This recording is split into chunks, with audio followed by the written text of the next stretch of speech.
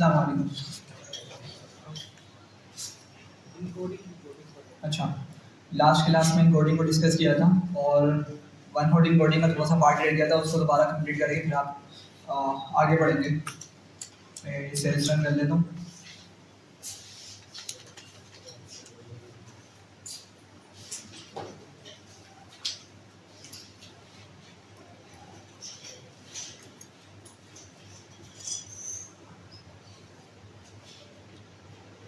Sir एक minute अगर छोड़ेंगे अनफ्रीज करूँ?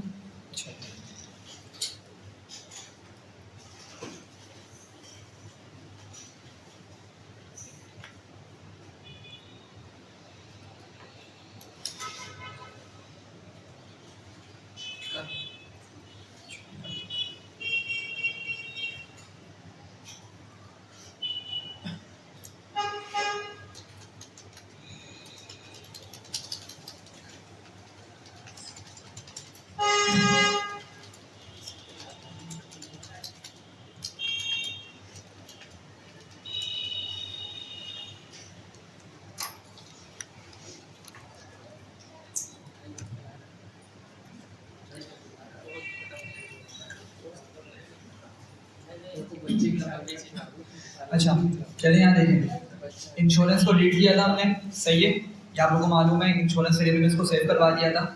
उसके बाद हमने एक्सपेंसेस वाले कॉलम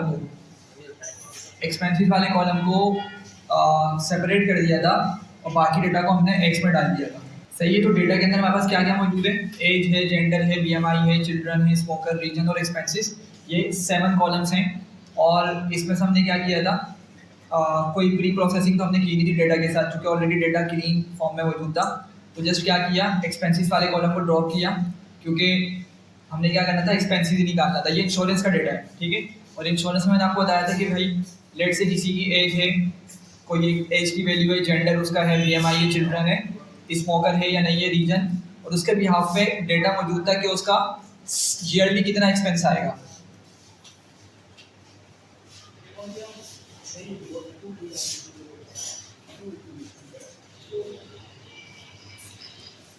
सही है। तो आपको मालूम है क्या करना होता है, हमने एक्स और वाई में सबसे पहले अपने डेटा को सेपरेट कर देना होता है, सही है। तो ऐसे ही किया, एक्सपेंसेस वाले कॉलम को ड्रॉप किया और बाकी वाले कॉलम्स को, बाकी रिमेनिंग कॉलम्स को एक्स में हमने असाइन कर दिया और एक्सपेंसेस को उठा के वाई में डाल दिया। फिर ट्रेन टेस्ट स्प्लिट चला के एक्स ट्रेन एक्स टेस्ट वगैरह के अंदर हमने इसको स्प्लिट किया और आगे बढ़े। मिन मैक्स स्केलर हमने यूज़ किया, क्यों किया? डेटा आपके सामने मौजूद है, तो ये वैल्यूज हमारे पास मौजूद थी, जैसे एज हो गई, बीएमआई हो गई और चिल्ड्रन हो गए। तो इन 3 कॉलम्स को हमने स्केल करना था, ठीक है। स्केल करने के लिए हमने यहाँ पे मिन मैक्स स्केलर का यूज़ किया और उसके बाद हमने फिर ट्रांसफॉर्म चलाया। ये आपको आइडिया है, पहले हम काफ़ी मरतबा इसको यूज़ कर चुके हैं अब तो। फिर ट्रांसफॉर्म चलाया हमने एक्स ट्रेन वाले डेटा पर और उन्हीं कॉलम्स को हमने निकाल के इस पर काम किया था और वापसी उठा के उन्हीं कॉलम्स के अंदर हमने वैल्यूज़ को सेव करवा दिया था, ठीक है। एक्स टेस्ट में भी यही काम किया, लेकिन सिर्फ ट्रांसफॉर्म का यूज़ किया था, सही है। और आपको आइडिया होगा कि हमने इस तरह से क्यों किया था, ठीक है। तो ये एग्जीक्यूट होने के बाद अब आपके सामने एज, बीएमआई और चिल्ड्रन जो है वो स्केल्ड हो चुके हैं। अब बेसिकली अगर मैं इसको बोलूँ नॉर्मलाइज हो गए तो ज़्यादा बेटर होगा, क्योंकि स्केलिंग में दो तरह की स्केलिंग होती है, नॉर्मलाइजेशन और स्टैंडर्डाइजेशन। तो हमने इसको नॉर्मलाइज किया, डेटा को 0 से 1 की रेंज में हमने इसको कन्वर्ट किया। फिर हमने वन हॉट इनकोडर का एक ऑब्जेक्ट बनाया था, ठीक है। और इसी की मदद से हम इनकोडिंग कर रहे हैं, जिसमें हमने ये समझा था कि किस तरीके से वन हॉट इनकोडिंग काम करती है। बाइनरी इनकोडिंग होती है बेसिकली, ठीक है। और वन हॉट इनकोडिंग के जो ब्रैकेट्स हैं उसमें मैंने पैरामीटर क्या यूज़ किया हुआ, स्पार्स आउटपुट फॉल्स, ठीक है। तो इसको मैंने आपको बताया था, मैं एक मरतबा इसको हटा के दिखा देता हूँ कि अगर मैंने स्पार्स आउटपुट वाला पैरामीटर यूज़ नहीं किया तो ऑब्जेक्ट तो अभी बन जाएगा। मैंने यहाँ पे कैटेगोरिकल कॉलम्स निकाल लिए, फिर ट्रांसफॉर्म किया, ठीक है। और अगर मैं आके डेटा शो करूँ यहाँ पर, तो डेटा में क्या दिखाएगा, ये इस तरीके से हमें टेक्स्ट दिखा रहा होगा, ठीक है। कि उसने क्या किया है, एक स्पार्स मैट्रिक्स बना के रख दिया। तो स्पार्स मैट्रिक्स एक स्पेशल टाइप का मैट्रिक्स होता है, तो हमने कहा नहीं, हमें स्पार्स मैट्रिक्स नहीं चाहिए, हमें प्रॉपर आउटपुट देखना है कि डेटा कन्वर्ट होने के बाद किस तरीके से हमारे पास मौजूद है। तो उसने इस तरीके से हमें वैल्यूज आगे दे दी, ठीक है। तो ये किसकी वजह से हुआ, स्पार्स आउटपुट फॉल्स की वजह से हुआ। अगर आपने इसको फॉल्स नहीं किया तो क्या करेगा, ये एक अलग से मैट्रिक्स बना लेगा और अपनी मेमोरी में याद रखेगा कि इसने किसको 0 बोला और किसको 1 बोला है, ठीक।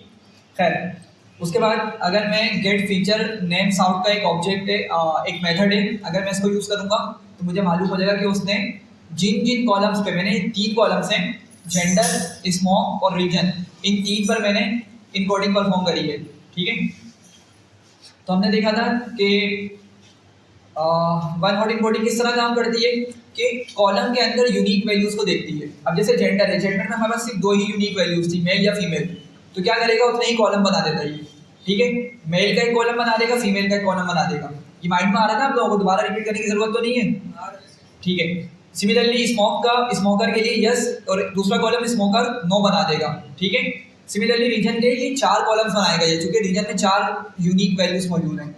तो इसी हिसाब से इसने हमें आउटपुट दिखा दिया जब हमने इसको बोला फिर ट्रांसफॉर्म करो एक्स ट्रेन पे इन कॉलम्स को निकाल कर, एक्स ट्रेन में से इन कॉलम्स को निकालो और इसको फिर ट्रांसफॉर्म करो, तो इसने इस तरीके से हमें ये आउटपुट दे दिया, ठीक है।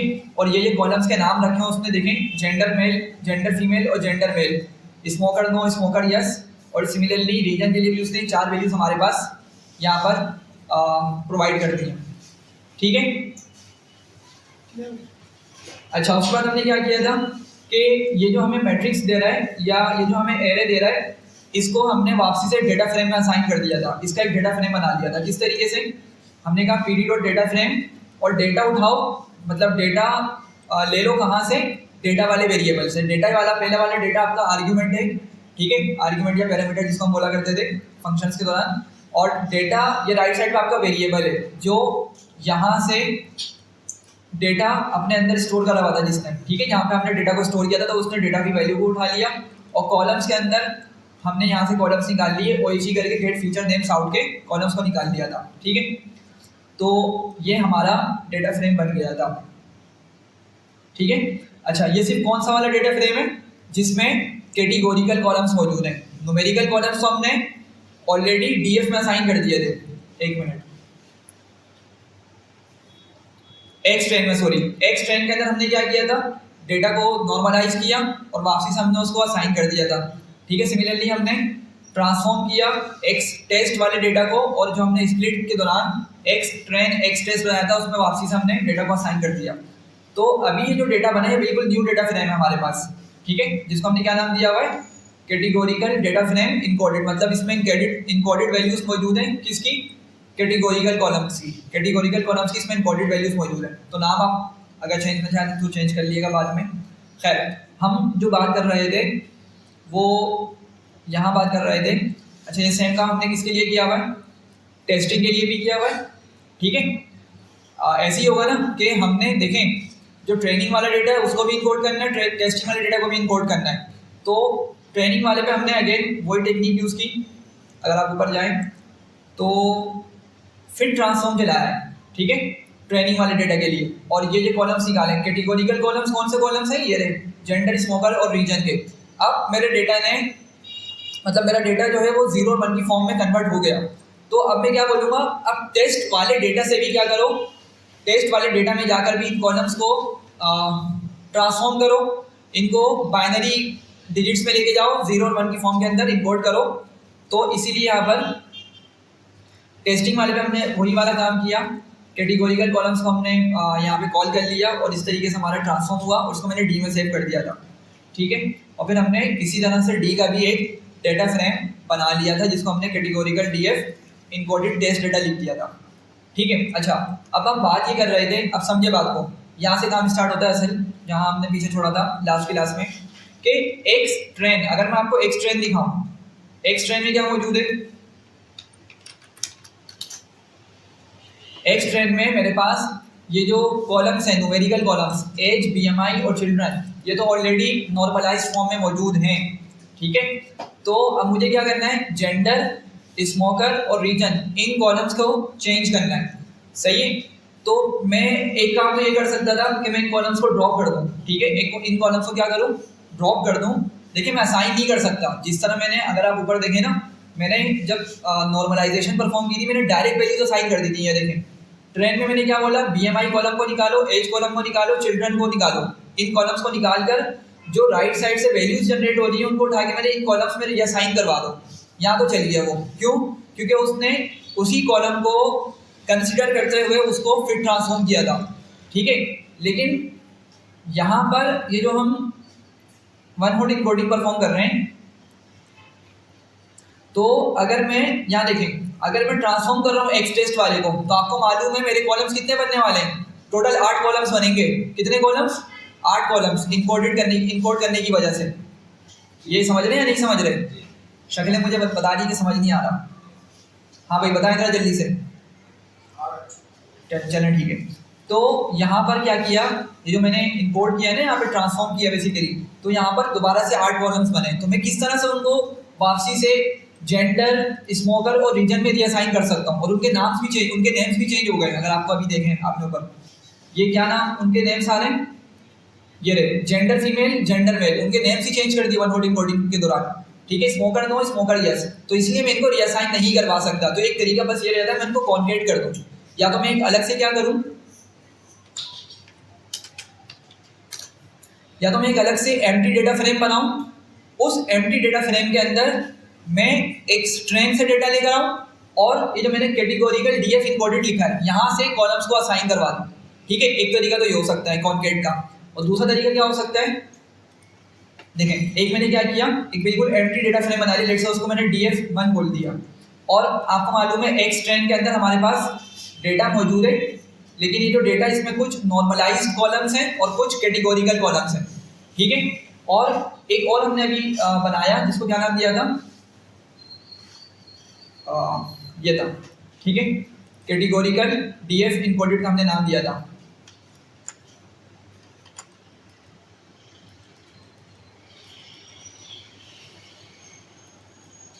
तो मैंने इस पूरे डेटा फ्रेम को उठाकर इस वाले डेटा फ्रेम में कॉन्केट करूं, और यहाँ से सिर्फ कौन से कॉलम्स लेकर आ जाऊं, सिर्फ न्यूमेरिकल कॉलम्स निकाल लूं। आपको मालूम है कि हम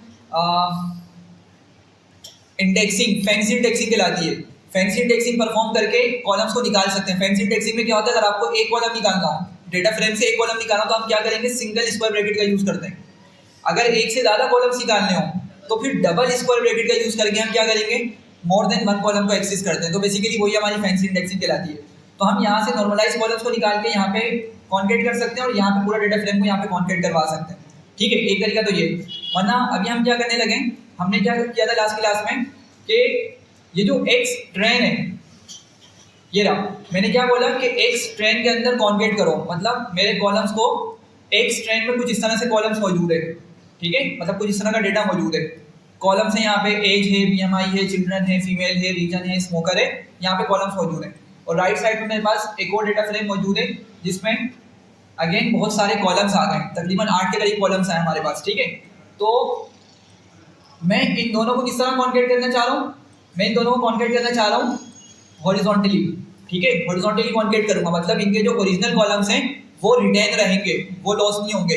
तो यहाँ पे लेफ्ट साइड पे जो मेरा एक्स ट्रेन वाला डेटा फ्रेम है, इसमें सारे कॉलम्स, और यहाँ से भी सारे कॉलम्स इस तरीके से आगे कॉन्केट हो जाएंगे, ठीक है, मतलब मर्ज हो रहे, कंबाइन हो रहे। एक वर्टिकली होता है, हम वर्टिकली वाला काम नहीं कर रहे अभी, ठीक है। तो अब जब मैंने इस तरह का यहाँ पे प्रोसेस अप्लाई किया, मतलब मैंने क्या किया, सिंपल pd.कॉन्केट लिखा, एक्स ट्रेन, मतलब पूरा मैंने डेटा फ्रेम को उठा लिया जो हमने ऊपर अभी देखा था, और कैटेगोरिकल डेटा फ्रेम इनकोडेड को भी मैंने उठा लिया, और मैंने बोला x इज इक्वल्स टू 1, मतलब इनको कॉलम वाइज, मतलब इस तरीके से हॉरिजॉन्टली इनको मर्ज करो या कंबाइन करो या कॉन्केट करो, ठीक है। तो मसला क्या आ रहा है आपके सामने, कि हमें बहुत सारी नैन वैल्यूज या नल वैल्यूज देखने को मिलती है, ठीक है।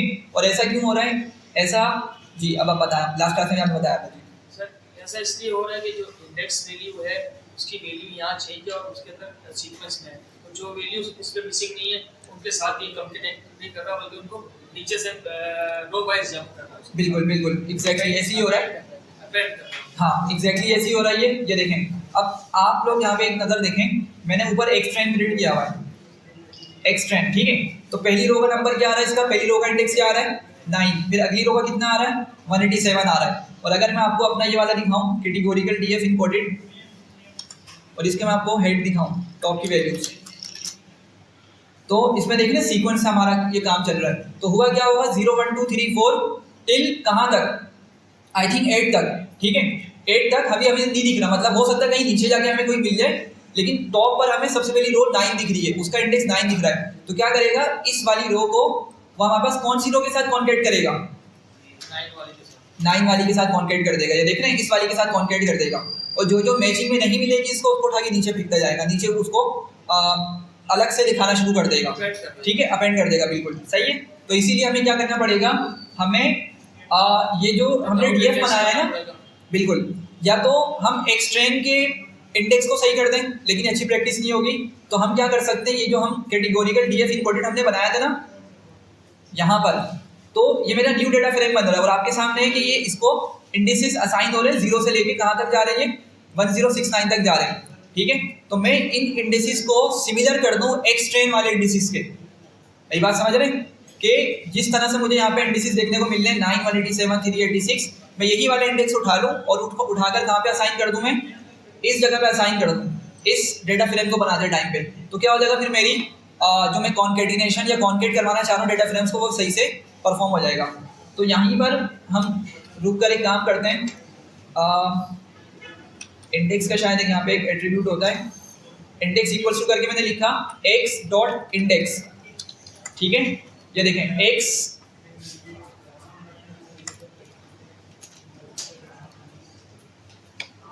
एक मिनट,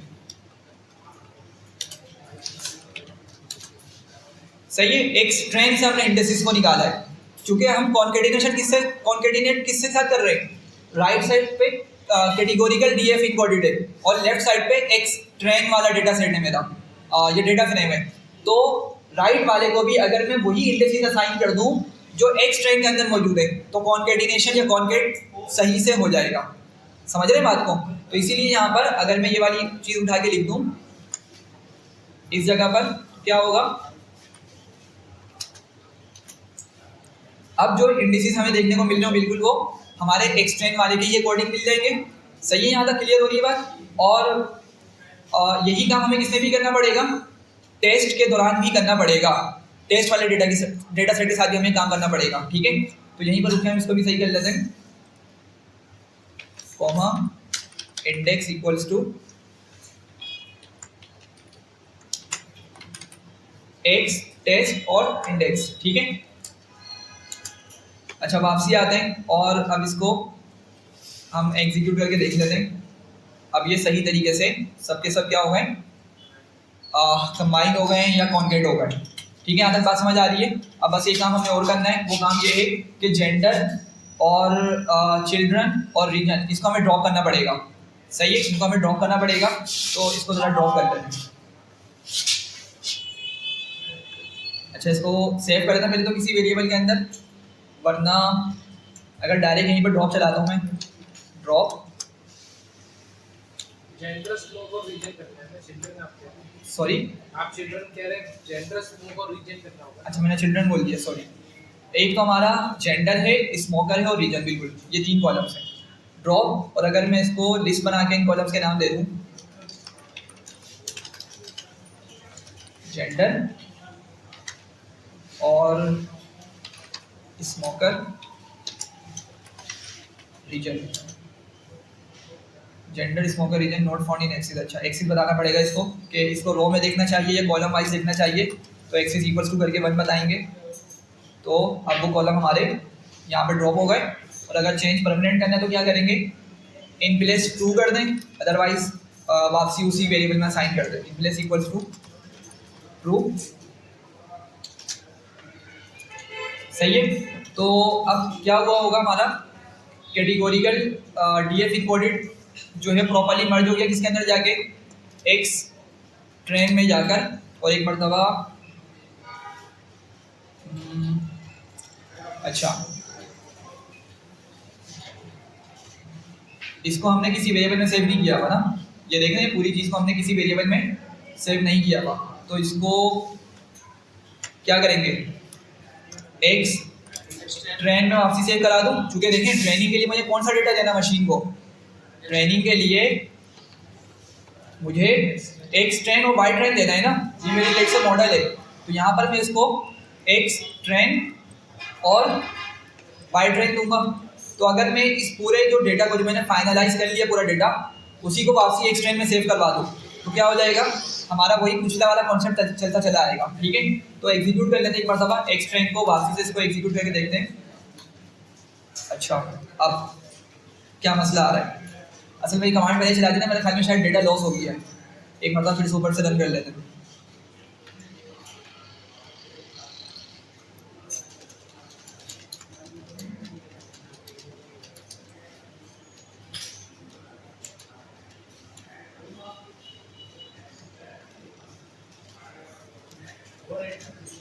जी एक मिनट, इन प्लेस कार्ड के इन प्लेस कार्ड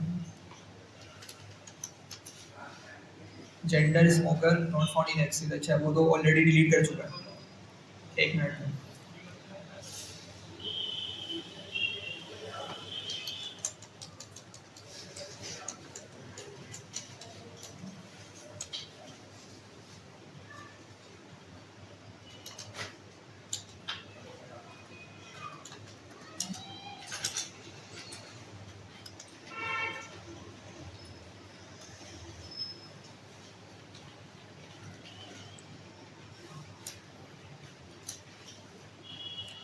सही है, इन प्लेस से मसला था। ठीक है, तो फाइनली क्या हो गया, ये सारे कॉलम्स हमारे पास सब रेडी हो गए।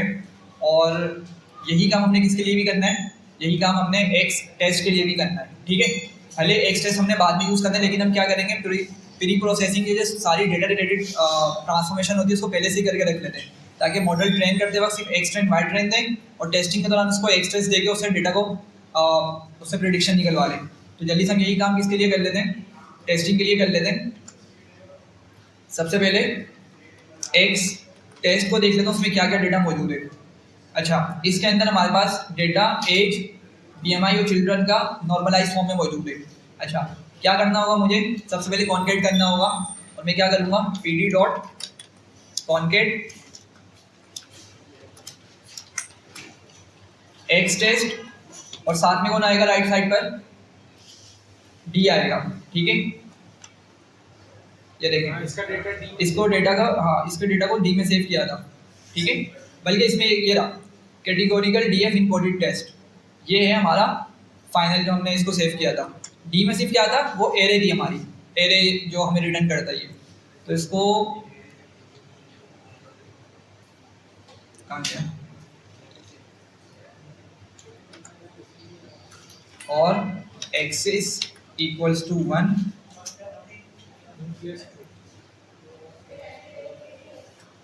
और इन प्लेस ड्रॉप करेंगे पहले तो, सही है, जो रिमेनिंग कॉलम्स हैं।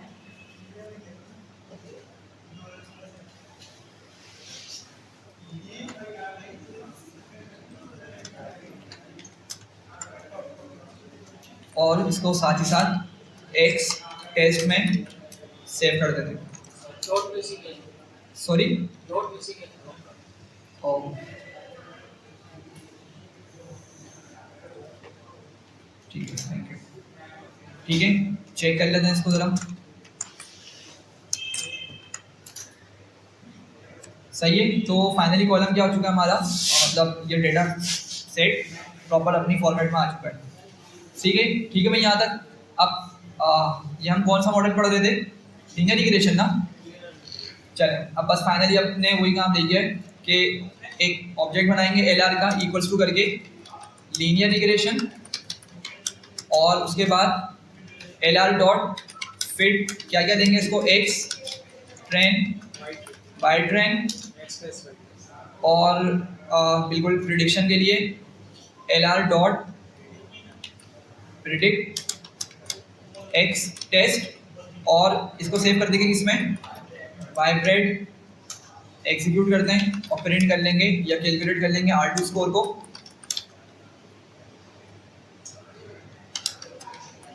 वाई टेस्ट और वाई रेट देकर, तो इसकी एफिशिएंसी या जो R2 स्कोर की वैल्यू कितनी आ रही है, 79 आ रही है।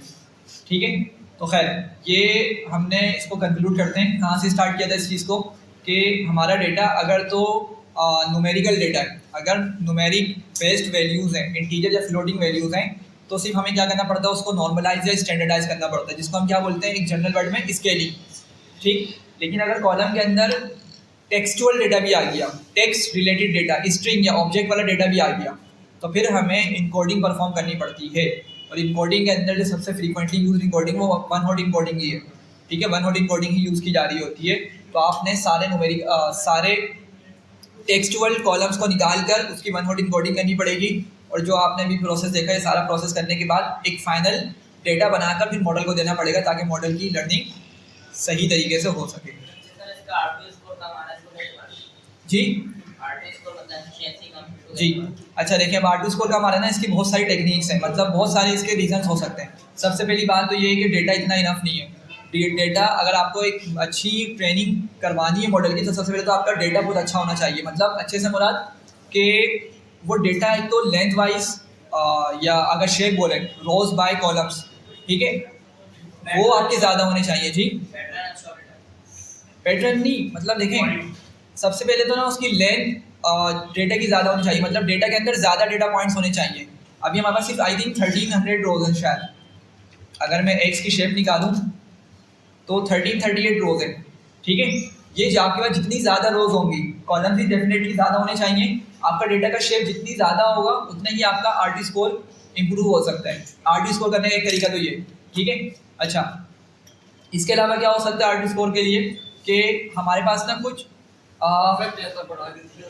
बिल्कुल, हम क्या कर सकते हैं कि आज हमारा टॉपिक है वैसे पॉलिनोमियल फीचर्स का। पॉलिनोमियल हम पढ़ेंगे, पॉलिनोमियल फीचर्स क्या करते हैं। वो हमारे पास समटाइम ऐसा होता है कि डेटा कुछ इस तरह का डेटा है, डेटा कंप्लीटली लीनियर नहीं है अगर, ठीक है, डेटा का कर्व कुछ इस तरह से बनता है। फॉर एग्जांपल ये डेटा पॉइंट्स मेरे, ठीक है, कुछ इस तरह का मेरे पास डेटा पॉइंट्स है, इस तरह से स्प्रेड हुआ है, ये इंडिविजुअल स्केटर्ड प्लॉट है कुछ इस तरह। तो अगर लाइन प्लॉट यहाँ बनाएंगे हम, लीनियर रिग्रेशन का मतलब ये क्या होता है कि वो एक सिंगल लाइन कंसीडर करेगी, सिंगल लाइन बनाएगी। तो अगर वो लाइन बनाती है लेट से यहाँ पर, तो जब भी मेरे डेटा के लिए ट्रू रिप्रेजेंटेशन नहीं है। अगर वो यहाँ पर लाइन बनाती है तो मेजोरिटी पॉइंट्स सब कवर कर रही है, लेकिन नीचे वाले डेटा को क्या कर रही है, बहुत ज़्यादा मिस कर रही है वो। तो मतलब फिर हम क्या करते हैं, डिफरेंट टेक्निक्स यूज़ करते हैं। अब उनमें से एक पॉलिनोमियल फीचर्स है, उसके अलावा लासो रिग्रेशन है, रिच रिग्रेशन है, और फर्दर टेक्निक्स हैं, और यह आज का हमारा टॉपिक है, ठीक है। तो इस तरीके से हम क्या कर सकते हैं, RT स्कोर की वैल्यूज़ को कैलकुलेट मतलब इम्प्रूव कर सकते हैं, बढ़ा सकते हैं। सही है भाई, यहाँ तक बताएं ना जल्दी से। अच्छा, अब आगे बढ़ते हैं। आज हम पॉलिनोमियल फीचर वाले पॉइंट पे, इसको तो अच्छे से समझिएगा कि किस तरीके से हम पॉलिनोमियल फीचर को कोड करेंगे। देखें, सबसे पहले तो आपको थोड़ा सा मैथमेटिक्स यहाँ पे रिकॉर्ड करनी पड़ेगी कि हमारे पास जो डिग्री होती है, एक लेट से पॉलिनोमियल इक्वेशंस क्या होते हैं, सबसे पहले हम ये समझते हैं पॉलिनोमियल इक्वेशंस। जी, पॉलिनोमियल एक्सप्रेशंस हमने पढ़ी थी मैट्रिक के अंदर, आई थिंक चैप्टर 4 होता है वो, ठीक है। लेट से मैंने यहाँ पे एक एक्सप्रेशन लिखी, मैं लिखता हूँ फॉर एग्जांपल ax, या a की जगह कुछ नंबर ले लेते हैं, 3x plus 9x square plus 4xy minus 6 x square Y, कुछ इस तरह करके आपको याद आ रहा होगा एक्सप्रेशन हुआ करती थी। बिल्कुल, डिफरेंट डिग्रीज होती हैं, ठीक है। तो अब यहाँ पर हमें देखना होता था कि हमारी डिग्री क्या है। इस ये पूरी जो एक्सप्रेशन लिखी है पॉलिनोमियल एक्सप्रेशन कहलाती है, ठीक है। मतलब इसके क्या है, काफ़ी सारे पार्ट्स हैं, काफ़ी सारे पार्ट्स का मतलब आपका अगर सिर्फ आप इसको कंसिडर करेंगे तो क्या है, ये मोनोमियल कहलाता है, ठीक है। पॉली मतलब एक से ज़्यादा, मोनो मतलब एक होता है, ठीक है। तो अगर आप किसी भी एक को कंसिडर कर लेंगे, किसी भी एक पार्ट को कंसिडर करेंगे, आपका मोनोमियल कहलाएगा। तो बहुत सारे मोनोमियल मिलकर आपकी क्या कर रही है, पॉलिनोमियल एक्सप्रेशन फॉर्म कर रहे हैं, ठीक है। तो अब हमें ये देखना होता था कि हमारे जो वेरिएबल है उस पर हमारी हाईएस्ट पावर क्या है, ठीक है। तो हाईएस्ट पावर क्या देखने को मिल रही है, हमें 2 ही देखने को मिल रही है, ठीक है। तो इसीलिए इसकी डिग्री क्या बोला करते थे हम, कि इसकी डिग्री है 2, ठीक है, इसकी डिग्री है 2। सही बात समझ रहे हैं। अगर हायर डिग्री है तो लेट से यहाँ पे मैं 2 के बजाय 4 कर देता, तो अब आप क्या बोलेंगे, इसकी डिग्री कितनी हो गई, 4 हो गई, ठीक है। तो इस तरीके से क्या होती है, हमारी पॉलिनोमियल एक्सप्रेशंस लिखी जा रही होती है, और हमने यही कॉन्सेप्ट अप्लाई करना है अपने अभी पॉलिनोमियल फीचर्स वाले कॉन्सेप्ट पे।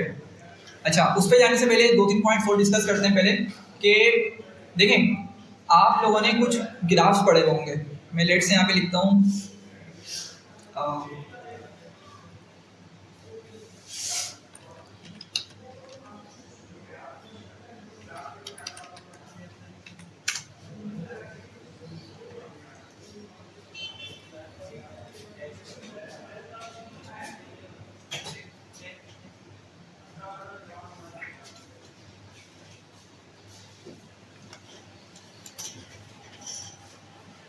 अच्छा ज़रा यहाँ देखें, जो यूनिवर्सिटी के अंदर उन्होंने तो लाजमी ये चीज़ पढ़ी होगी, ठीक है, क्योंकि इस लेवल की मैथमेटिक्स थोड़ी सी यूनिवर्सिटी में जाके डिस्कस की जा रही होती है, लेकिन खैर समझें।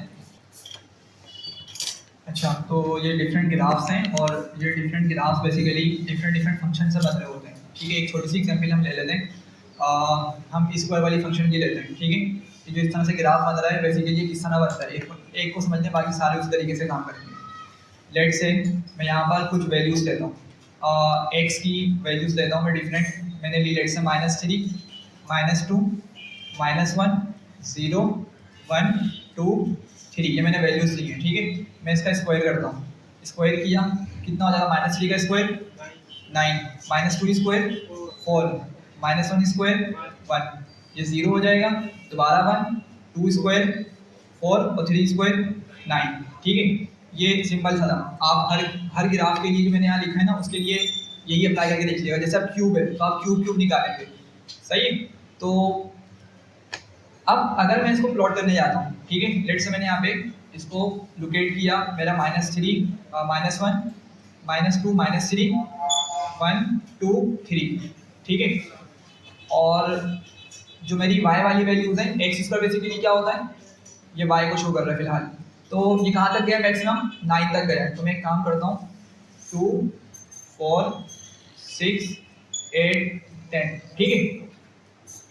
अच्छा नीचे वाली की जरूरत नहीं क्योंकि y वाली वैल्यू मेरे पास नेगेटिव है ही नहीं, ठीक है, सिर्फ टॉप वाली वैल्यूज लेते हैं।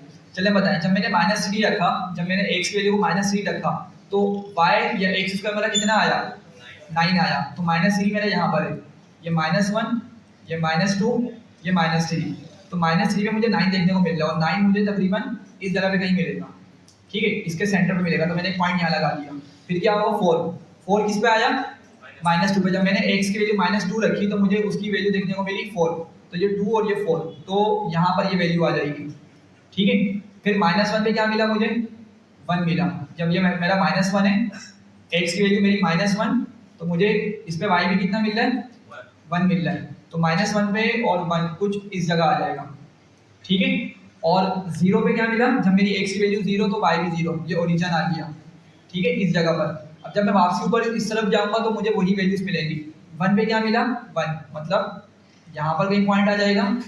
2 पे क्या मिल रहा है, 4, 2 और 4 यहाँ आ जाएगा, ठीक है, ये 4 था आपका और ये 2 था। और 3 पे क्या मिला, 9, तो 3 से मैं इधर आया और यहाँ पर मुझे पॉइंट मिल जाएगा, सही है। अब ये कुछ हमने पॉइंट्स लोकेट कर दिए, अगर मैं इसको लाइन की मदद से कनेक्ट करूंगा तो हमें क्या मिलेगा, कर्व मिलेगा, ठीक है।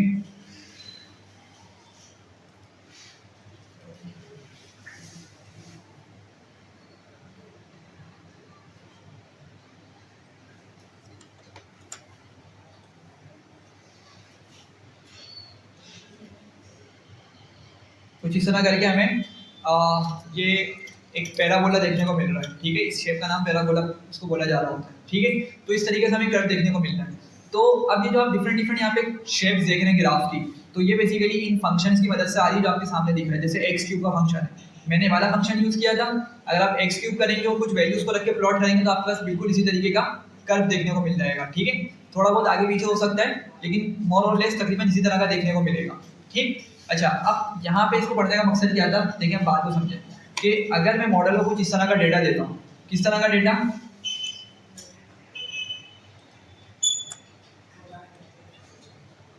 लेट्स से अगर मेरा डेटा, हमने पीछे जो लीनियर रिग्रेशन की बात की थी वो कुछ इस तरह का अगर डेटा होता था,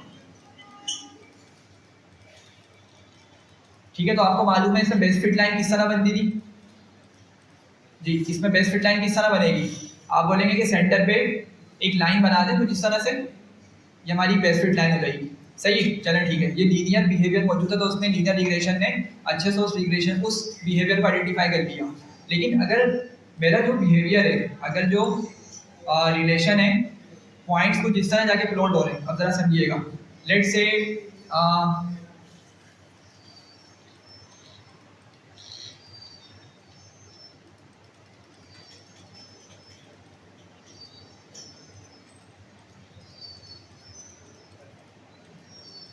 कुछ इस तरह करके कर्व बना रहे हैं या पैराबोला की शेप में अगर मुझे पॉइंट्स देखने को मिल रहे हैं, ठीक है। अच्छा ये सिर्फ एक एग्जांपल है, आपके पास ये डिफरेंट सिनेरियोज भी हो सकते हैं। ठीक है, हो सकता है कि पॉइंट्स कुछ आपके इस ये जो हमने एक सामने बनाने की कोशिश करी है इससे भी ज़्यादा डिफरेंट हो, मे बी कि पॉइंट्स कुछ इस तरह देखने को मिल रहे हो। ठीक है, बस आपके सारे पॉइंट्स कुछ इस तरह करके हमें देखने को मिल रहे हैं। ठीक है, तो क्या होगा, अगेन लीनियर रिग्रेशन यहाँ पे इतने अच्छे से परफॉर्म नहीं कर पाएगी, तो इसीलिए हमें क्या करना पड़ता है, डेटा को हायर डायमेंशन में या हायर डिग्री बनाकर मशीन को प्रोवाइड करना पड़ता है। अब देखें, हम लोगों की आंखें, हम लोग तो इसको इजीली देख पा रहे हैं कि यार यहाँ पर लाइन सही से फिट हो ही नहीं सकती। अगर मैं बनाने की कोशिश भी करूँगा तो किस तरह, यूँ बन जाएगी लाइन, यूँ बन जाएगी, इस तरह बन जाएगी, लेकिन वो अच्छे तरीके से पूरे डेटा को कम्प्लीटली कवर नहीं कर पा रही। ठीक है, और ये हम ईजिली देख पा रहे हैं, लेकिन मॉडल की तो आगे नहीं, वो नहीं समझ पाएगा इस चीज़ को। तो हमें क्या करना पड़ता है, हमें उसको हेल्प करना पड़ता है समझने के लिए। किस तरह हम हेल्प करेंगे, देखें अब आपको मालूम है कि हम जो मॉडल पढ़ते आ रहे हैं ना, लेट से जैसे ये लाइन है, तो ये लाइन किस तरह ड्रॉ होती है, चले इस पॉइंट पर आए जरा जल्दी से बताएं, ये पॉइंट किस तरह ड्रॉ होती है जी। रैंडम लाइंस बन रही होती हैं। हमने इसको इस तरह डिस्कस किया था कि ये बहुत ज़्यादा रैंडम लाइंस बना रहा होगा और साथ ही क्या कर रहा होगा, एक एरर अपने पास कैलकुलेट करके रख रहा होता है। ठीक है, तो वो एरर जिस भी लाइन के केस में उसको सबसे मिनिमम मिलता है, वही वाली लाइन को बेस्ट फिट बोल के वो हमें लाइन को बता देता है। और इस लाइन की अगर आपको याद हो, हमने क्या किया था, इसकी इक्वेशन समझी थी सिंपल सी, y = mx + c। तो बेसिकली ये सिर्फ मतलब हम ये बात नहीं कर रहे, मॉडल भी इसी तरीके से जाके इस लाइन की इक्वेशन को निकाल के लाता है। तो अगर मैंने लीनियर रिग्रेशन मॉडल ट्रेन कर दिया, मैं उसके बाद उसका कोफिशिएंट भी निकाल सकता हूँ, उसका इंटरसेप्ट भी निकाल सकता हूँ, सही है। और अगर मैं उस कोफिशिएंट और इंटरसेप्ट को खुद से यूज करूँ तो मैं बिल्कुल वही वाली वैल्यूज निकाल सकता हूँ जो मेरा मॉडल मुझे प्रिडिक्शन के दौरान दे रहा होता है। हमने इसको परफॉर्म किया था, मुझे याद पड़ रहा है ऐसे ही। तो देखें अब मॉडल क्या करता है, वो डेटा को समझने के लिए इस तरह की इक्वेशन बनाता है। ठीक है, तो अगर मैं उसको डेटा को थोड़ा हायर डिग्री में भेज दूँ उसके पास, तो क्या करेगा, वो इसी इक्वेशन को थोड़ा सा और मॉडिफाई कर देगा।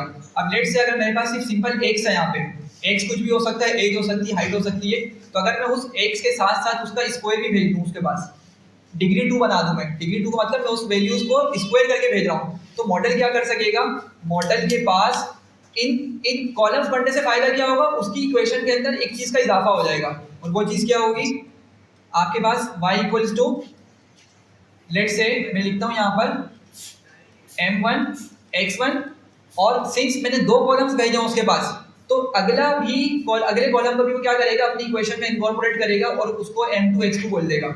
ठीक है, अब x2 वो स्क्वायर नहीं कर रहा, स्क्वायर तो हम करके भेज रहे होंगे, लेकिन वो जो हम उसको एक एक्स्ट्रा वैल्यू दे रहे हैं, एक एक्स्ट्रा कॉलम प्रोवाइड कर रहे हैं, उसकी वजह से मॉडल को एक हेल्प मिलेगी। क्या हेल्प मिलेगी कि वो अपनी इक्वेशन को फाइंड आउट करने की कोशिश कर रहा होता है, उसके अंदर हमारी इस वाली टर्म को इनकॉर्पोरेट कर लेगा। सही, तो मे बी कि उसको इस स्क्वायर वाले कॉलम की मदद से डेटा को अच्छे से अंडरस्टैंड करने में हेल्प हो जाए। ठीक है, और होगी लाजमी, मे बी नहीं मतलब लाजमी होगी, क्यों, चूंकि वो मैथमेटिकली चल रहा है, वो मैथमेटिकली सब कुछ पीछे ब्रैकेट पे लेके चल रहा है, तो ये आपका पार्ट बढ़ जाएगा उस इक्वेशन के पास, और इसकी वजह से उसकी मॉडल की परफॉर्मेंस थोड़ी बहुत एनहांस हो जाएगी। ठीक है, तो हम क्या कर रहे होते हैं, कभी डिग्री 2 लगा के देख रहे होते हैं, कभी डिग्री 3 लगा के भेज रहे होते हैं। ठीक है, तो उसकी वजह से क्या होगा, मॉडल हम एक्चुअल देखेंगे कि मॉडल अब एक सिंपल लाइन बनाने के बजाय ना इस तरह से वो क्या करेगा, पूरा एक कर्व बना रहा होगा कुछ इस तरह करके, वो कर्व बनाना शुरू कर देगा हमारी इस हायर डिग्री के अंदर डेटा को भेजने की वजह से। बात समझ रहे हैं मेरी? तो ये आपका क्या होता है, पॉलिनोमियल फीचर होता है, जिसकी मदद से हम लीनियर रिग्रेशन का ही यूज करते हुए हायर डिग्री का डेटा प्रोवाइड करके उससे अच्छी प्रिडिक्शन करवा पा रहे होते हैं। चलिए जरा इसको यहाँ देखिए, ये इससे थोड़ा सा आपको विजुअलाइज करने में हेल्प हो जाएगी कि हम बेसिकली पॉलिनोमियल फीचर के अंदर क्या क्या रहे होते हैं। तो ये सेल्स है, बेसिकली आप लोग इसको देख लीजिएगा, मैं आपको सिर्फ ग्राफ की मदद से समझा देता हूँ कि किस तरीके से वो काम कर रहा है। ठीक है, ये तो हमारा क्या हो गया, कुछ डेटा हो गया जो हमने एक रैंडम डेटा जनरेट किया, तो उसके ये पॉइंट्स आ रहे हैं। ठीक है, और डेफिनेटली आपको आइडिया होगा कि लीनियर रिग्रेशन यहाँ पे सही से फिट नहीं हो सकेगी। अच्छा, सिर्फ इसमें 2 कॉलम्स हैं हमारे पास, x और y के कॉलम्स हैं। ठीक है, x ये है और y ये है, और हमने इसको लिन स्पेस, बेसिकली नंपाई का फंक्शन होता था जो क्या करता था कि -5 से लेके 5 तक की 50 वैल्यूज ला के दे देगा, और इस तरह से ला कर देगा कि हर किसी वैल्यू का डिस्टेंस सेम होगा। अगर आप डिफरेंस निकालेंगे तो डिफरेंस सेम रहेगा आपका। ठीक है, और फिर हमने क्या किया, उसी वैल्यूज़ को निकाल के हमने मल्टीप्लाई कर दिया 2 से, और फिर रैंडम नॉर्मल करके हमने उसकी 0 से 2 तक की वैल्यूज़ को मतलब यहाँ पे इस फंक्शन का यूज़ करके y वाली वैल्यूज़ को यहाँ पे जनरेट कर लिया। ठीक है, आगे बढ़ते हैं और जो इम्पोर्टेंट बात समझाना चाह रहा हूँ मुझे, अब देख रहे हैं लीनियर इक्वेशन किस तरह परफॉर्म कर रहा है। यहाँ पे वो इस तरह से दिखा रहा है, मतलब वो तो एक साइड को भी अच्छे से टच नहीं कर पा रहा। ठीक है, तो लीनियर इक्वेशन यहाँ पे क्या हो गया, नॉर्मल वाला लीनियर इक्वेशन फेल हो रहा है। अच्छा, आगे बढ़ते हैं। अब पॉलीनोमियल फीचर को हमने यहाँ पे बढ़ाया और पॉलीनोमियल फीचर भी हम देखेंगे। मैं इस पर आता हूँ, डिटेल में समझाता हूँ, फिलहाल के लिए बस इसका कर्व समझें। ठीक है, और फिर मैंने आके यहाँ पे इसको ड्रॉ किया तो 2D में इस तरह से दिख रहा है। ये 2D है कि आपके पास इस तरीके से ये आपका पॉलीनोमियल फीचर की मदद से ये लाइन आपकी अब बेस्ट फिट हो रही है। हालांकि यूज अभी भी लीनियर इक्वेशन ही हुई है। ठीक है, अगर मैं आपको ऊपर दिखाऊं, ये देखें पॉली मॉडल और क्या यूज़ कर रहा है, ये लीनियर इक्वेशन का यूज़ किया है, लेकिन डिग्री हमने यहाँ पे पॉलीनोमियल फीचर की 2 कर दी थी ऊपर। ठीक है, मतलब हमने हर कॉलम का स्क्वायर बना दिया है, कॉलम को इटसेल्फ भी प्रोवाइड किया और उसका स्क्वायर भी बना दिया है। तो अब इसको 3D में समझे क्या हो रहा है एक्चुअली। इस सेल को रन करता हूँ मैं, और अब यहाँ देखें, ये हमने जो वैल्यूज़ का स्क्वायर बनाया है ना, उससे बेसिकली इस तरह से आपके पॉइंट्स प्लॉट होने स्टार्ट हो जाएंगे। ठीक है, और जब लीनियर इक्वेशन अप्लाई करेंगे तो लीनियर इक्वेशन की मदद से क्या होगा, एक इस तरह का प्लेन उन तमाम पॉइंट्स को टच करने की कोशिश करेगा। समझ पा रहे हैं बात को। जब सिंगल कॉलम दिया था तो अब जो वैल्यूज़ थी उस पर सही से लीनियर इक्वेशन फिट नहीं हो पा रही थी, लेकिन हमने क्या किया, डिग्री बढ़ाई। ठीक है, स्क्वायर कर दिया, उसको पॉलीनोमियल बना दिया। तो उसकी वजह से क्या हुआ कि हमारे पास अब ये प्लेन इस तरह से टच कर रहा है। ठीक है, अगर हायर डायमेंशन में जाएंगे तो थोड़ा सा इसको विजुअलाइज करना पड़ेगा, मतलब इमेजिन करना पड़ेगा कि वो भी काम इस तरीके से काम कर रहा होगा। मतलब क्यूब आ गया, 4 पावर हो गई, इस तरह से हम ऊपर हायर डिग्रीज ले सकते हैं। ठीक है, लेकिन एक बात याद रखिएगा, जितनी हायर डिग्री लेंगे उतना ही मॉडल मेरा डेटा को रटने की, डेटा को मेमोराइज करने की कोशिश करेगा। ठीक है, और इसी वजह से हम बोल देते हैं कि मॉडल ओवरफिट होना शुरू हो गया है। मॉडल को क्या बोलते हैं, ओवरफिट होना स्टार्ट हो गया। क्या मतलब है इसका, कि मॉडल ने ट्रेनिंग वाले डेटा को इतने अच्छे से सीख लिया है, इतने अच्छे से उसने उसको कवर कर लिया है कि वो हर पॉइंट को मेमोराइज करना स्टार्ट कर दिया है। तो यहाँ पे कुछ और मैंने एग्जाम्पल्स निकाली हैं, जैसे मैं दिखाता हूँ।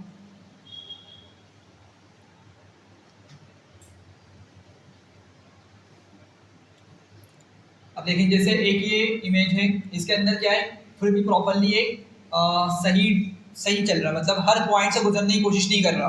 वो क्या कर रहा है, एक बेस्ट फिट उसने, ये क्यूबिकल फंक्शन होगा हमारा। ठीक है, क्यूबिकल फंक्शन कुछ इस तरह से परफॉर्म हो रहा होता है। तो ये उसने इस तरीके से पॉइंट्स को अच्छे से कवर करने की कोशिश करी है। तो ये मॉडल अभी सही है, ओवरफिट मॉडल नहीं है।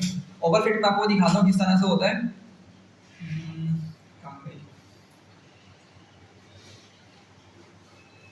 ये रहा, ये देखें यहाँ पे क्या कर रहा है ये, बल्कि ये भी इसकी अच्छी एग्जाम्पल नहीं है। मतलब ये क्या कर रहा है, ये भी प्रॉपर तरीके से आपका डेटा को सही तरीके से मैनिपुलेट या डेटा के ऊपर सही तरीके से एक रिलेशन निकालने की कोशिश कर रहा है। ओवरफिट के अंदर क्या होता है कि हर पॉइंट को रटने की कोशिश कर रहा होता है। मैं दिखा देता हूँ, एक मिनट।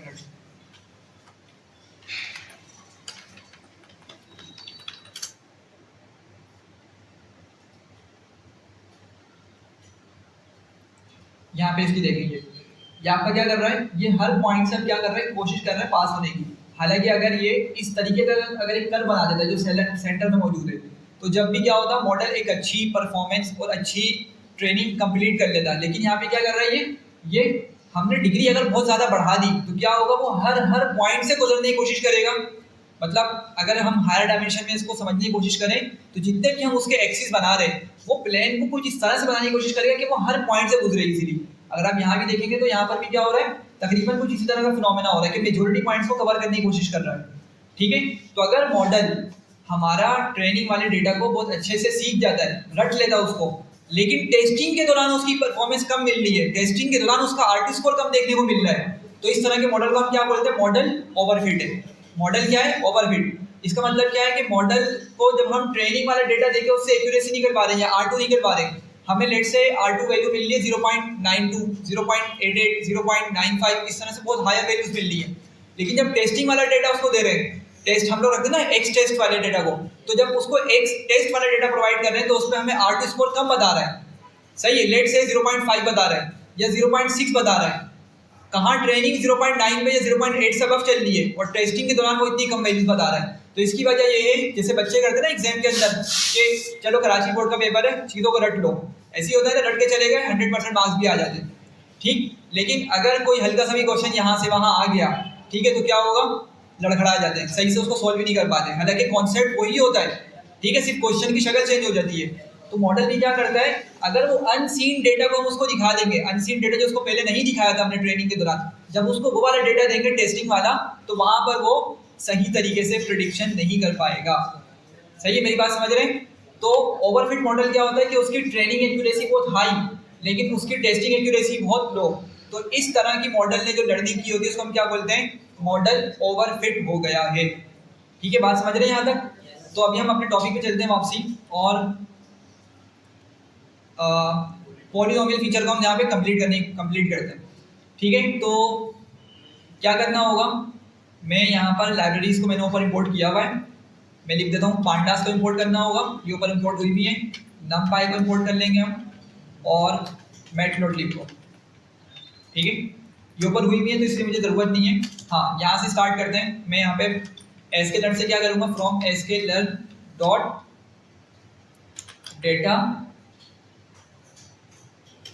डेटा सेट्स, यहाँ से हम एक डेटा निकाल लें, इंपोर्ट फेज कैलिफोर्निया हाउसिंग का। सही है, इसका डिफ़ॉल्ट डेटा है। उसके अलावा हमें ट्रेंड टेस्ट स्प्लिट यूज़ करना है, ठीक है, ट्रेंड टेस्ट स्प्लिट हमने तकरीबन मॉडल में यूज़ करना होता है सुपरवाइज मशीन लर्निंग के अंदर, तो इसलिए मैं यहाँ पे इसको लिख लेता हूँ, model selection import train test split, ठीक है। उसके अलावा लीनियर मॉडल भी मैंने यूज़ करना है, तो मैं लिख लेता हूँ linear model import linear regression, और इसके अलावा एक हमने प्री प्रोसेसिंग की लाइब्रेरी से निकालना है एक मॉडल जिसका नाम पॉलिनोमियल फीचर है, ठीक है। तो फिलहाल मेरे माइंड में ये आ रहा है, अगर जरूरत पड़ी बाद में फिर ये पे आगे लिख देंगे लाइन को। तो यहाँ पे मैंने ये कुछ लाइंस लिख के कुछ इंपॉर्टेंट फंक्शनैलिटीज़ को इंपोर्ट कर लिया है। अच्छा, अब मैं क्या करता हूँ, सबसे पहले तो ये जो मैंने डेटा उठाया है ना, ये डेटा हमें मिलता है एक ऑब्जेक्ट की फॉर्म के अंदर। तो मैं क्या करता हूँ, एक यहाँ पर हाउसिंग के नाम से वेरिएबल बना के इसको डेटा सेव करवा देता हूँ, ठीक है। सॉरी, ये ऑब्जेक्ट नहीं है, ये मेरा क्लास का नाम है। ये क्या है, एक क्लास के तौर पे डेटा सेव हुआ है। तो मैंने क्या किया, उस क्लास को यूज़ करके जो भी कुछ इसमें डिटेल मौजूद थी, इन्फॉर्मेशन मौजूद थी, उसको उठा के किसमें सेव करवा दिया, हाउसिंग के अंदर। ये डायरेक्ट यूज़ कर सकते थे, लेकिन हाउसिंग में इसको मैंने सेव करा दिया। अब अगर मैं हाउसिंग प्रिंट करके दिखाऊँ आपको, तो किस तरह दिख रहा है हाउसिंग, किस डेटा टाइप में दिख रहा है मैं, ये जी नहीं, ये देखें ना, ब्रैकेट्स कौन से हैं, ये डिक्शनरी फॉर्म में दिख रहा है नहीं, ठीक है। देखिए ना, ये वाले ब्रैकेट हमारे पास कर्ली ब्रैकेट्स डिक्शनरी में यूज होते हैं तो सेट्स में होते हैं, लेकिन सेट्स क्यों नहीं बोला, क्योंकि देखें आपके पास की है, ये की है, कॉलम के बाद क्या होती थी, उसकी वैल्यू होती थी, ठीक है। सिमिलरली अगर आप नीचे आएंगे, ये उसकी की है, फिर कॉलम लगा के उसकी वैल्यू लिखी हुई है, तो दिख हमें डिक्शनरी फॉर्म में रहा है, ठीक है। लेकिन अगर मैं आपको इसकी टाइप दिखाऊं, तो टाइप के अंदर ये बताएगा कि ये एक ऑब्जेक्ट है, ठीक है, कंटेनर ऑब्जेक्ट है, एक्सपोजिंग कीज एज एट्रीब्यूट्स। तो हमें जो इसकी अभी कीज दिख रही थी डेटा टारगेट करके, वो बेसिकली क्या है, एट्रीब्यूट्स हैं, ठीक है, एट्रीब्यूट्स हैं। तो इसीलिए हमें क्या करना होगा, अगर मुझे हाउसिंग के अंदर से जाकर देखें, जो डेटा है ना मेरा, वो कहाँ मौजूद है, वो इस की के अंदर मौजूद है डेटा मेरा। अगर आप लोग राइट साइड पे देख पा रहे हैं, तो एरे करके हमें कुछ यहाँ पे देखने को मिल रहा है। डेफिनेटली बड़ा डेटा है ये हमारे पास, लेकिन ये डॉट डॉट्स करके हमें दिख रहे हैं, जिससे आइडिया नहीं हो रहा। तो असल जो डेटा मौजूद है वो कहाँ पर है, डेटा वाली की के अंदर मौजूद है। लेकिन ये बोल रहा है डेटा आपको जो की दिख रही है वो की है नहीं, ये क्या है, ऑब्जेक्ट है, और basically object exposing keys as attributes. तो कीज हमारे बेसिकली एट्रीब्यूट्स के तौर पे मिलेंगी। और आपको आइडिया है कि जब भी हमें एट्रीब्यूट्स या मेथड यूज करने होते थे क्लास के, तो डॉट करके हम निकाला करते थे। तो अगर मैं यहाँ पे आके हाउसिंग करके डॉट डेटा लिखूँ, तो आप देखेंगे मुझे यहाँ पे डेटा मिलना शुरू हो जाएगा कि इस तरीके से डेटा मुझे मिल रहा है, ठीक है, बात समझ रहे हैं। तो नॉर्मल डिक्शनरी, हमने डिक्शनरी का यूज़ करके डेटा नहीं निकालना, ठीक है। कुछ लोगों के माइंड में आ रहा हो कि हम इस तरीके से करके इसको डेटा को निकाल लेंगे, तो नहीं, इस तरीके से डेटा, अच्छा इस तरीके से भी डेटा आ पा रहा है, ठीक है। तो ये कुछ स्पेशल टाइप का ऑब्जेक्ट होगा, वरना हम ऑब्जेक्ट के साथ क्या करते हैं, हमेशा डॉट करके डेटा को निकाल रहे होते हैं। ठीक है, पहले मैंने इसको ट्राई नहीं किया हुआ था, खैर तो डॉट डॉट डेटा करके हमने इसका डेटा निकाल लिया। अच्छा, करना क्या है, हमने वही इसको डेटा फ्रेम में लेके जाना है वापसी से। ठीक है, क्या करूँगा बताएं, मैं शुरू में लिखता हूँ pd डॉट डेटा फ्रेम और इसको मैं यहाँ बंद करता हूँ और डेटा इक्वल टू करके हाउसिंग डॉट डेटा पास कर दूंगा। ऐसे ही करते पीछे हम, तो देखें जब एग्जीक्यूट किया ये मेरे पास एक डेटा फ्रेम बना के लिया है डेटा को, लेकिन मसला क्या है कि टॉप पे जो कॉलम्स है वो इसने उठा के इंडेक्स बना दिए, मतलब इंडेक्स बना दिए 0 1 2 करके। तो अगर मुझे इसके कॉलम्स नेम भी सही देने हैं तो मैं कॉलम्स का एक एट्रीब्यूट है उसको यूज़ करूँगा। और अगर मैं आपको हाउसिंग दिखाऊं तो देखें हाउसिंग के अंदर हमारे पास ये फीचर्स मौजूद हैं। कहाँ है, ये देख फीचर नेम्स, फीचर नेम्स मतलब कॉलम्स के नेम्स हैं। तो यहाँ पे हमारे पास ये कॉलम्स के नेम सारे मौजूद हैं। तो अगर मैं कॉलम्स के अंदर जाकर कॉलम्स इक्वल्स टू करके मैं लिखता हूँ हाउसिंग डॉट फीचर नेम्स और एग्जीक्यूट करता हूँ तो मेरे पास ऑटोमेटिकली इसके कॉलम नेम्स आगे लग जाएंगे। सही, यहाँ तक क्लियर हो रही है बात? अच्छा, तो हमने इस पे काम करना है और हमने इस पे पहले सिंपल लीनियर इक्वेशन अप्लाई करेंगे जल्दी से, फिर हम इसको पॉलिनोमियल की मदद से सॉल्व करने की कोशिश करेंगे। ठीक है, तो मैं इसको लेट से df के नाम से सेव कर देता हूँ। इस पूरे डेटा को उठा के df में सेव कर दिया मैंने। ठीक है, चलें अभी फिलहाल के लिए आप लोग इसको देख लीजिएगा कि डिफरेंट यहाँ पे हमें वैल्यूज देखने को मिल रही हैं, तो डेफिनेटली इस पर हमें स्केलिंग परफॉर्म करनी पड़ेगी। सही है, लेकिन मैं उस वाली साइड पर भी नहीं जा रहा क्योंकि टाइम लग जाएगा उसमें। तो मैं फिलहाल इसी चीज़ को उठाकर मॉडल को दूंगा और मॉडल की ट्रेनिंग कंप्लीट करके देखेंगे कि हमें उसकी आरटी स्कोर की वैल्यू कैसे देखने को मिलती है। बात समझ रहे हैं यहाँ तक? एक काम कर लेता हूँ उससे पहले कि हमें यहाँ पर सारे कॉलम्स दिख रहे हैं, लेकिन अगर आप देखें ये मीडियन इनकम है, बेसिकली MEDINC मीडियन इनकम। ये हाउस है, ये एवरेज रूम्स हैं, एवरेज बेडरूम्स, ये सारे कॉलम्स मौजूद हैं। लेकिन इसका जो असल कॉलम है वो हमने मिस कर दिया है, मैं उसको लिखना भूल गया। वो टारगेट है, एग्जैक्टली प्राइस। ठीक है, टारगेट कॉलम। सही है, टारगेट बेसिकली हमें बता रहा है प्राइस के बारे में कि इस कैरेक्टरिस्टिक की ऐसे कैरेक्टरिस्टिक वाले जो हाउस हैं उसकी प्राइस क्या होगी, वो अभी तक हमने इसमें शामिल नहीं करी अपने फाइनल डेटा फ्रेम के अंदर।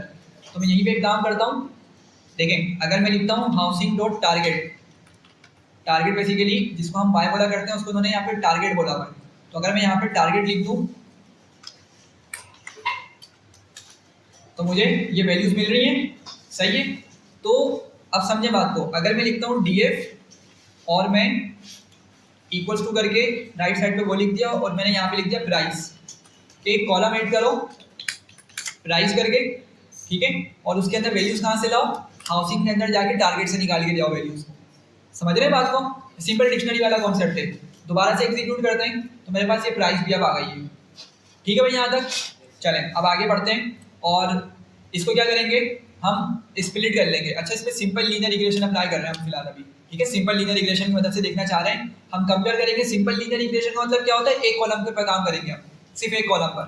ठीक है, और फिर हम क्या करेंगे, उसी एक कॉलम को लेकर उस पर पॉलिनोमियल फीचर अप्लाई करेंगे।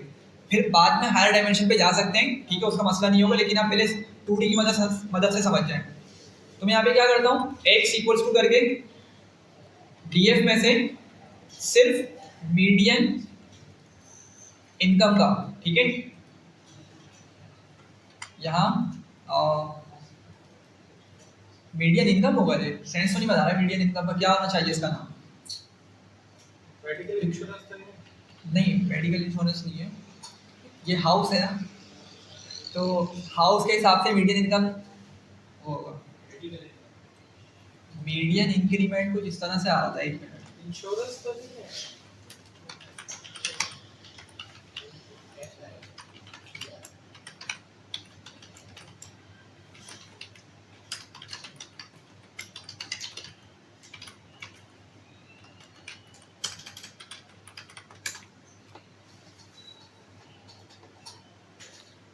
Median income of house hold. अच्छा, ये उसके हिसाब से, और ये रेंट वगैरह के हिसाब से शायद बात हो रही है इसकी कि कितना उसका मीडियन इनकम जनरेट करके दे रहा है। ठीक है, तो इस हवाले से बात हो रही है। खैर, तो ये कॉलम आ गया और वाई में कौन आएगा, मेरा प्राइस आ जाएगी। ठीक है, अच्छा, इसको मैंने डबल ब्रैकेट से क्यों निकाला है, क्योंकि बाद में जाके ना मसले कर रहा होता है ये डायमेंशन का मसला देता है 1D 2D एरे का, तो इसलिए मैंने इसको 2 डायमेंशन में निकाला। सही है। नेक्स्ट क्या करेंगे, एक्स वाई सेपरेट हो गया, अब ट्रेंड टेस्ट स्प्लिट करेंगे। तो मैं यहाँ लिख लेता हूँ X train X test Y train Y test train test split X comma Y test size let's say 0.33 रख लेते हैं, चूँकि डेटा काफ़ी बड़ा है, 20,000 रोज के करीब इसमें मौजूद है, और रैंडम स्टेट में रख लेता हूँ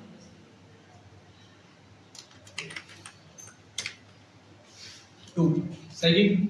अच्छा क्या करेंगे नेक्स्ट, लीनियर रिग्रेशन का ऑब्जेक्ट बनेगा, ऐसे ही है। तो मैं लिखता हूँ L R equals to linear regression, और क्या करेंगे एल आर डॉट फिट। अच्छा अगर हमने स्केलिंग परफॉर्म करनी होती है फिर हम क्या करते हैं, लीनियर रिग्रेशन से पहले स्केलिंग वाला परफॉर्म करते हैं, फिट ट्रांसफॉर्म। बिल्कुल एक्स टाइम में फिट ट्रांसफॉर्म चलाते हैं और एक्स पे हम ट्रांसफॉर्म चला के उसको स्केल करवा लेते हैं, भले स्टैंडर्डाइज करना होता है या नॉर्मलाइज करना होता है। अच्छा एल आर डॉट फिट किया, क्या नंबर दे रहा हूँ मैं इसको, एक्स ट्रेंड बाय ट्रेंड। सही है। और फिर क्या बोलूँगा इसको, L R dot predict X test, और इसको सेव कर लेते हैं वाई प्रिडिक्ट, और आर टी स्कोर कैलकुलेट कर लेते हैं।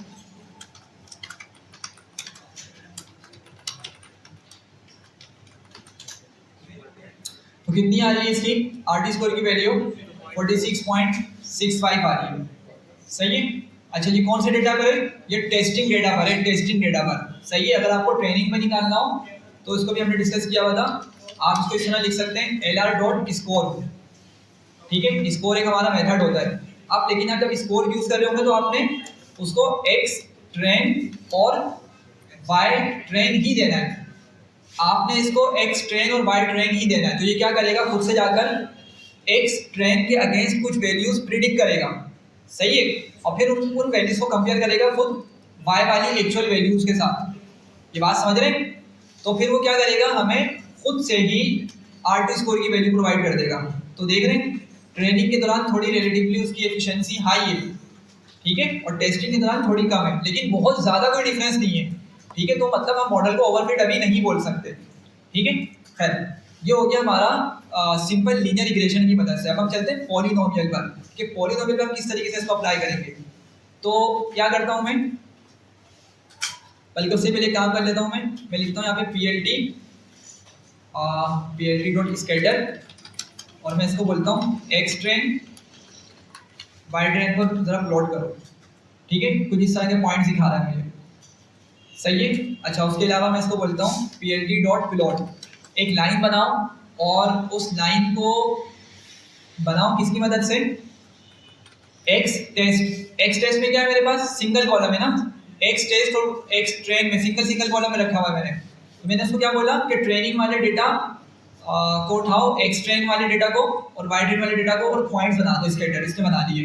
अब मैं लाइन बनाना चाह रहा हूँ, लेकिन लाइन कौन सी बनाऊंगा मैं, प्रेडिक्टेड वाली, जो मैंने उसको एक्स टेस्ट डेटा दिया और उसने मुझे कौन सी वैल्यूज दी, वाई प्रेडिक्ट दिया, वाई प्रेडिक्ट दिया, हमने उसमें सेव करा दिया ना वाई प्रेडिक्ट के अंदर। तो मैं इसको ये वाली वैल्यूज पास करूंगा और मैं बोल रहा हूँ कि इसकी मदद से जरा लाइन बनाओ। ठीक है। तो अच्छा कलर इसका थोड़ा सा वैसा आ रहा है, हम कलर चेंज कर लेते हैं इसका, कलर इक्वल्स टू करके रेड या जो भी करना हो। तो एक ही लाइन बना दी। ठीक है, और एक काम और कर लेते हैं PLT डॉट शो, ताकि हमें टेक्निकल इन्फॉर्मेशन ना देखने को मिले। तो ये अब ये इस तरह से हमें ग्राफ दिखा रहा है। ठीक है, एक आप देख रहे हो बिल्कुल स्ट्रेट लाइन ये बना के दिखा रहा है। सही है। अब हम पॉलिनोमियल फीचर अप्लाई करते हैं, देखते हैं उसमें किस तरीके से हमें बिहेवियर देखने को मिलेगा। तो क्या करना होगा, सबसे पहले पॉली का एक ऑब्जेक्ट बनेगा। ठीक है, और पॉलिनोमियल फीचर को ऑलरेडी हम लोगों ने यूज किया हुआ है।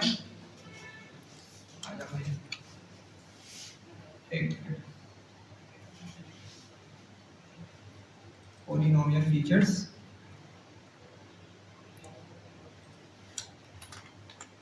ठीक है, और हम इसकी यहाँ बताएंगे डिग्री, कि हमने कितनी डिग्री का पॉलिनोमियल का ऑब्जेक्ट बनाना है। ठीक है, पॉली बेसिकली मैं ऑब्जेक्ट बना रहा हूँ और मैं इसको डिग्री बताऊंगा यहाँ पर कि कौन सी डिग्री का ऑब्जेक्ट बनाना है। ठीक है, ये ऑब्जेक्ट बन गया। अच्छा अब क्या करेंगे हम अपने जो कॉलम अभी निकाला था ना, एक ही कॉलम निकाला था मीडियन इनकम वाला, उसी को हम क्या करेंगे, पॉलिनोमियल फीचर की मदद से उसको हायर डिग्री में लेके जाएंगे, मतलब 2 डिग्री कर देंगे। सही है।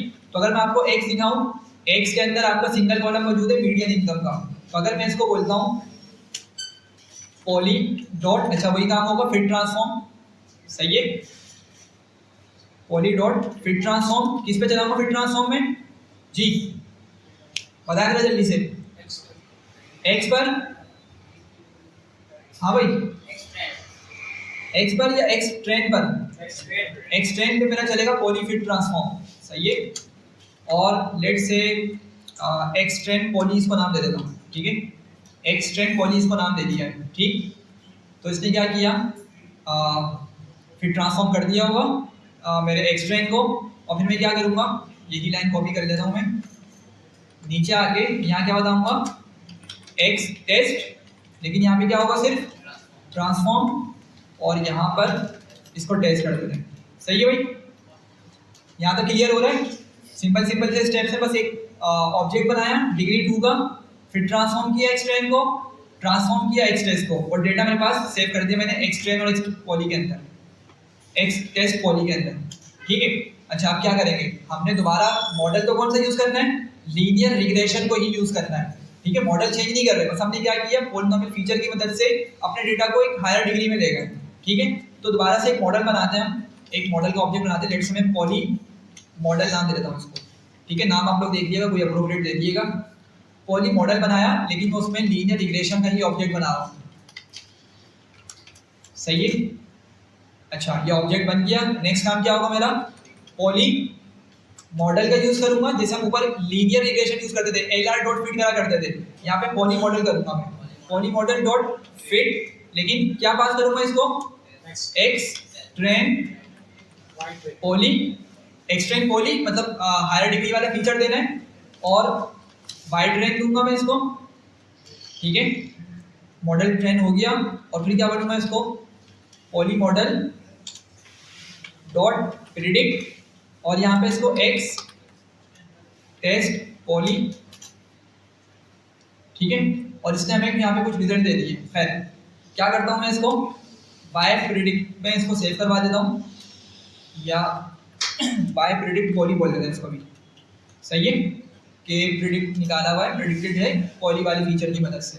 सही है, यहाँ तक हमने काम कर लिया। अब हमें क्या करना है, इसका R2 स्कोर कैलकुलेट करना है सबसे पहले, विजुअलाइज बाद में करेंगे।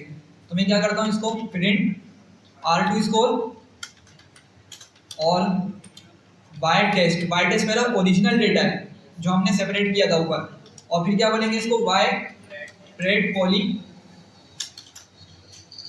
तो कितनी बता रहा है R2 स्कोर, 47.24। सही है। अगर आप लोग ऊपर से कंपेयर करें, ऊपर कितना था, 46.66 था, 46.65, जबकि अच्छा ऊपर ट्रेनिंग ये टेस्टिंग का है, और यहाँ पे टेस्टिंग में कितना हो गया, 47 हो गया, ठीक है। तो भले ही मामूली सी बढ़ी है इसकी एक्यूरेसी या R2 स्कोर थोड़ा सा बढ़ा, लेकिन बढ़ा जरूर। समझ रहे हैं बात को। अच्छा ये हमने किया डिग्री 2 पर, ठीक है, डिग्री 2 पर किया है। तो एक काम करते हैं, पहले डिग्री 2 पर हम ग्राफ भी देख लेते हैं कि डिग्री 2 का ग्राफ किस तरह से मिलेगा। तो मैं यहाँ पे कोड लिख देता हूँ,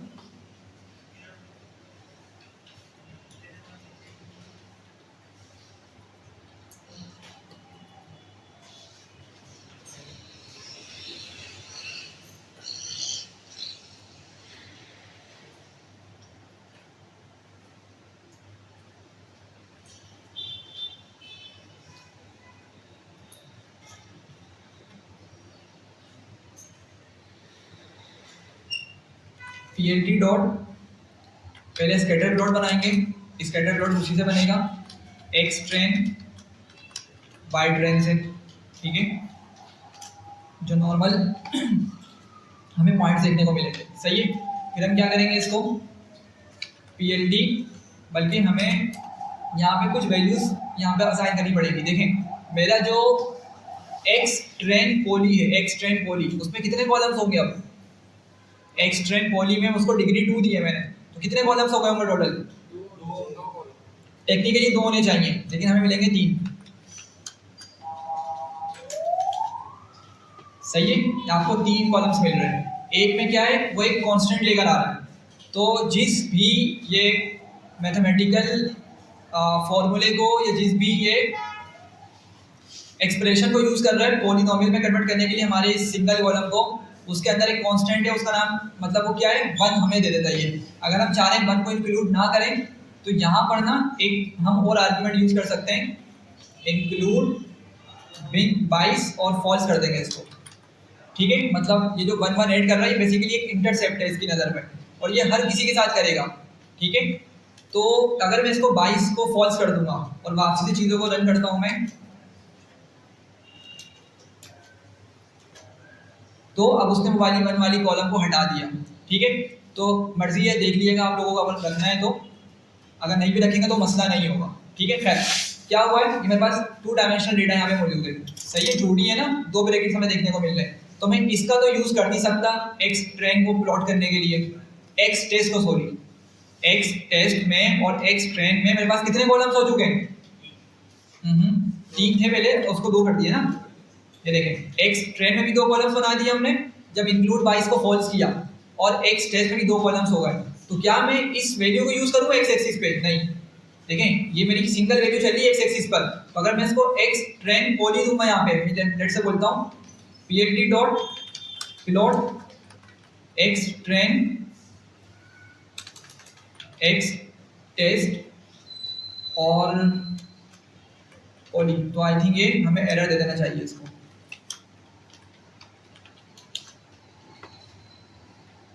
ठीक है, ये कुछ थोड़ा खतरनाक सा ग्राफ दिखा रहा है ये, और ऐसा बिल्कुल मिलेगा।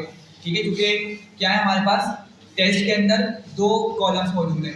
ठीक है, तो इसलिए ये वाला तरीका सही नहीं है, तो हम एक काम करते हैं, हम यहाँ पर ना एक जनरेट करते हैं np.lin स्पेस करके, हम कुछ नंबर खुद से जनरेट कर लेते हैं।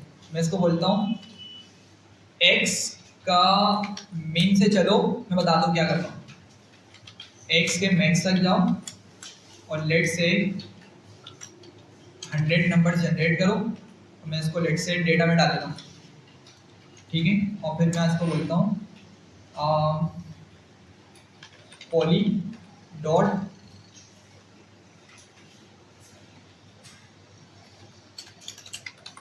ट्रांसफॉर्म डेटा, और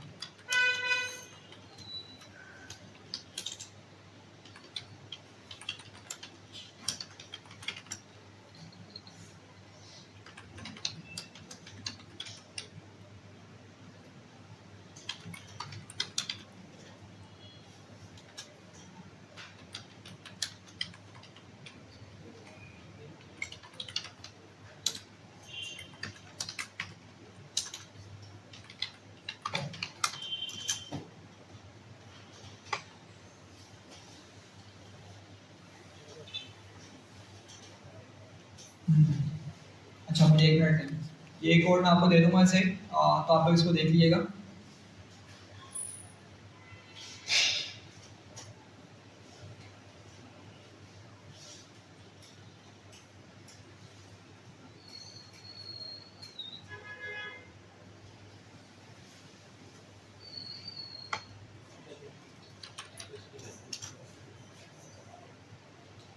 अच्छा अब देखें जरा यहाँ पे क्या किया मैंने, पहले कोड समझाता हूँ। ये तो सिंपल कोड है जिसने हमारे एक्स ट्रेन और वाई ट्रेन को प्लॉट कर दिया। ठीक है, यहाँ पे क्या किया है कि असल में अगर मैं एक्स टेस्ट को लेके चला था, आपके सामने अजीबोगरीब ग्राफ देखने को मिल रहे थे। ठीक है, तो यहाँ पे क्या किया कि हमने लिंक स्पेस का यूज़ करके 100 पॉइंट्स निकाल लिए। कहाँ से?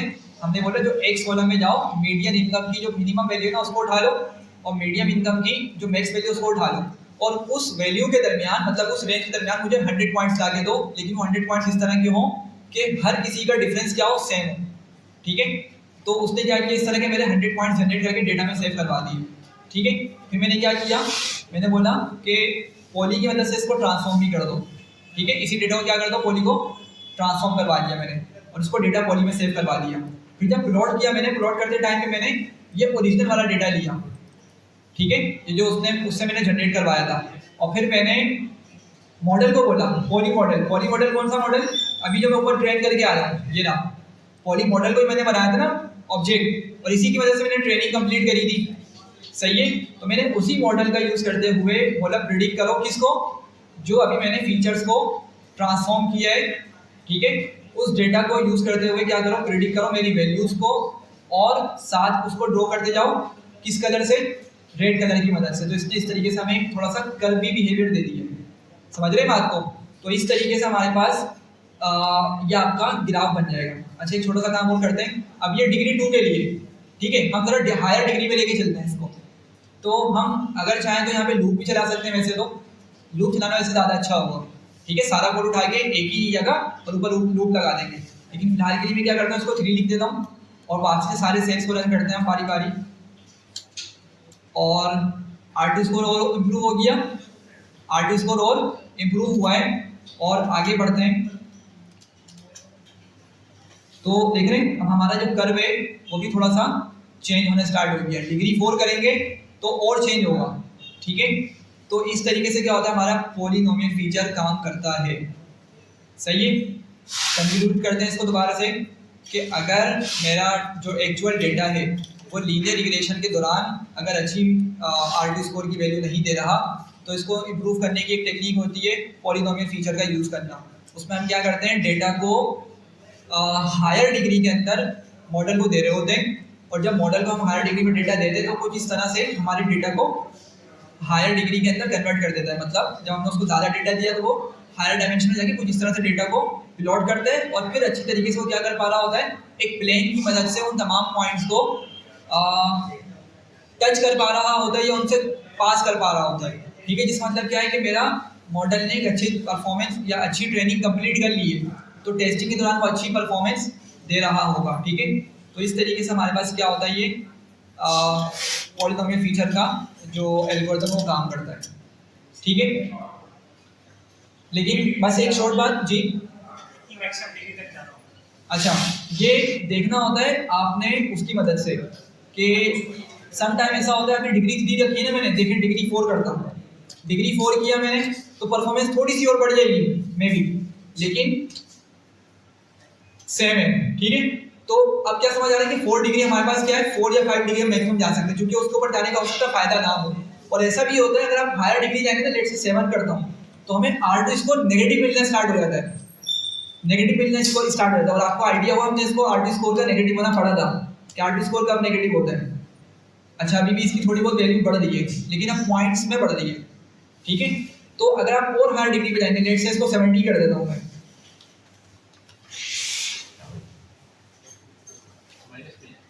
R2 स्कोर कहाँ है देख रहे हैं, किस तरह कर्व बनना स्टार्ट हो गया, बिल्कुल ही डेविएट हो गया और R2 स्कोर आ गया नेगेटिव में। मतलब ये आपके पास वैल्यू बिल्कुल यूजलेस हो गई है। तो आपने देखना होगा कि किस पॉइंट के बाद, किस डिग्री के बाद आपकी R2 स्कोर बहुत ज़्यादा नहीं बढ़ रहा तो आपने वहीं पर रोक देना, ठीक है। लेकिन साथ साथ चेक भी करना है कि ओवर फिटिंग तो नहीं हो रही, ठीक है। चलिए इसको यहीं पे एंड कर दें।